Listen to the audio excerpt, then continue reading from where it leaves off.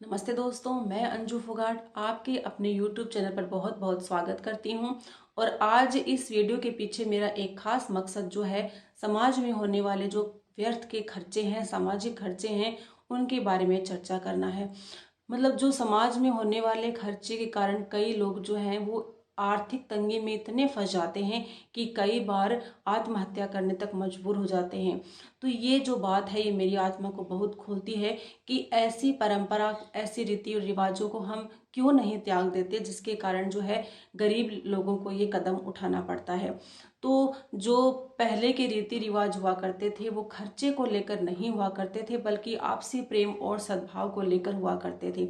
जैसे जन्मोत्सव की बात करूं मैं, तो किसी बच्चे का जन्म होता था तो उस जन्म के ऊपर पूरा कुनबा या 5-6 परिवारों का एक समाज होता था, वो आपस में बैठ के केवल भोजन किया करता था। और उस भोजन के पीछे कारण था मनोरंजन और आपसी प्रेम सद्भाव बना रहे, क्योंकि उस समय जो है मनोरंजन के साधन नहीं हुआ करते थे और वो अपना एंजॉय करने के लिए या कुछ समय जो है अच्छा बिताने के लिए एक साथ भोजन किया करते थे।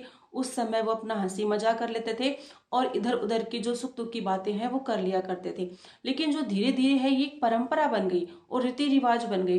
तो क्या किसी किताब में लिखा है, किसी संविधान में लिखा है कि जो जन्म होगा किसी बच्चे का तो उस पर हमें खर्चा करना जो है वो बहुत ही जरूरी है, या मतलब करना ही है, हमें कोई अनिवार्य बात नहीं है। मेरे हिसाब से तो कोई अनिवार्य बात नहीं है। तो उन रीति रिवाजों को हम क्यों नहीं त्याग देते जो हमारे समाज के लिए नुकसानदायक है। दूसरी बात करें तो विवाह उत्सव, विवाह के ऊपर होने वाला खर्चा। विवाह उत्सव बढ़िया बात है, अच्छी बात है, मजेदार बात है कि विवाह के ऊपर उत्सव मनाया जाना चाहिए।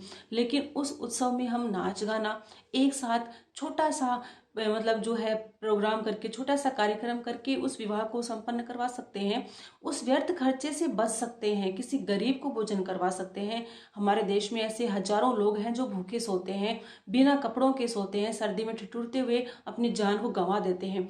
तो आप सोच कर देखो, अपनी आत्मा से विचार करके देखो कि हम 30 या 40 लाख रुपए एक रात के लिए खर्च करते हैं, एक दिन के लिए खर्च करते हैं, वो कहाँ तक उचित है।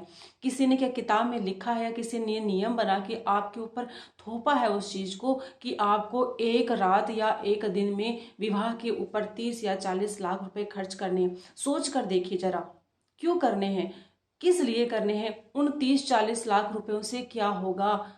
पैसे हैं, बहुत मेहनत से कमाए हैं आपने, किसी अच्छे काम में लगाइए, लाखों लोगों की दुआएं आपको मिलेंगी।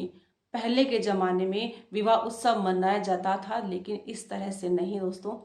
बहुत ही छोटे रूप में मनाया जाता था, केवल अपने परिवार तक सीमित हुआ करता था।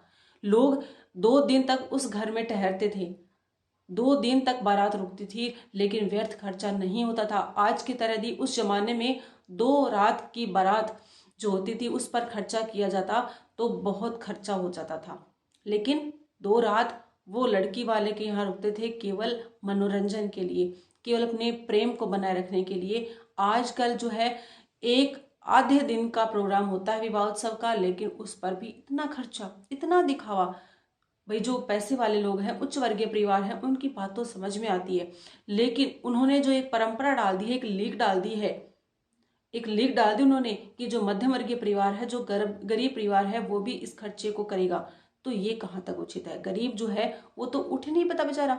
मतलब जो मेहनत मजदूरी करके अपने परिवार का पालन पोषण करता है, वो इतने रुपए कहाँ से लाए और किस लिए लाए, क्यों लाए। एक विवाह के लिए। भाई एक उसने अपनी लड़की को पढ़ाया है, इतना बड़ा किया है, और वो दूसरे घर में उसे भेज रहा है, दूसरे परिवार का वो घर संभाल रही है, दूसरे घर को अपना रही है वो, तो फिर उसके साथ में इतना खर्चा क्यों। ये बात कहाँ तक उचित है। एक लड़की वाला ही इतना खर्चा क्यों करे। और दोस्तों ये जरूरी नहीं कि आज की समाज में लड़की वाला ही खर्चा करे, लड़के वाले भी बहुत ज्यादा खर्चा करते हैं। ये मतलब ये बात कहाँ तक उचित है। उस पैसे का सदुपयोग करें। जो लोग, लाखों लोग ऐसे हैं जो भूखे सो रहे हैं, उनको भोजन कराए, लड़की के नाम मतलब कुछ एफडी करवा दें, या अपने परिवार में जो गरीब हैं, या हमारे गांव में, हमारे समाज में ऐसे बेघर लोग हैं, उनको मकान बनवा दें, उनको घर बनवा दें, उनको आशियाना बनवा दें। उस पैसे का कहीं तो सदुपयोग करें। उसको जलाने से क्या फायदा। 5-10 लाख रुपए लगा करके हम दावत का कार्यक्रम करते हैं, बहुत सारी मिठाइयाँ करते हैं और आधी मिठाइयाँ, आधा जो भोजन है वो डस्टबिन में फेंका जाता है। तो ये कहाँ तक उचित है? उसको डस्टबिन में फेंकना हमारे लिए ईजी हो जाता है, लेकिन किसी भूखे को भोजन कराना हमारे लिए ईजी नहीं हो पाता। और लाखों लोग, हजारों लोग उस भोजन को करते हैं और भोजन करते ही क्या कहते हैं, दावत थी वो ठीक ठाक थी, गुलाब जामुन टेस्टी नहीं थे और काजू कतली तो बहुत ही मतलब बेकार थी, उसमें बिल्कुल भी मीठा नहीं था, उसमें मिलावट कर रखी थी, क्या फायदा हुआ? तो खा करके भी हम यूं ही करेंगे, ना खाकर भी हम यूं ही करेंगे, तो फिर व्यर्थ का खर्चा क्यों? तो दोस्तों, हमारे समाज में ऐसे बहुत सारे रीति रिवाज, परंपराएं हैं जो किसी अर्थ में और किसी अर्थ में चली गई हैं, कहाँ से शुरू हुई थी और कहाँ चली गई हैं, तो उस बारे में हम विचार करें। इन सामाजिक जो खर्चों हैं उन पर हम प्रतिबंध लगाएं। विवाह उत्सव है, जन्मोत्सव है, उसको हम छोटे रूप में भी बना सकते हैं। शादी पर जो मिठाइयाँ हम बनाते हैं उसको चाय बिस्किट में भी कर सकते हैं। शादी जो है वो किसी दावत की मोहताज नहीं है, वो तो प्रेम और सद्भाव की मोहताज है। विश्वास होना चाहिए उसमें, किसी खर्चों की मोहताज नहीं वो।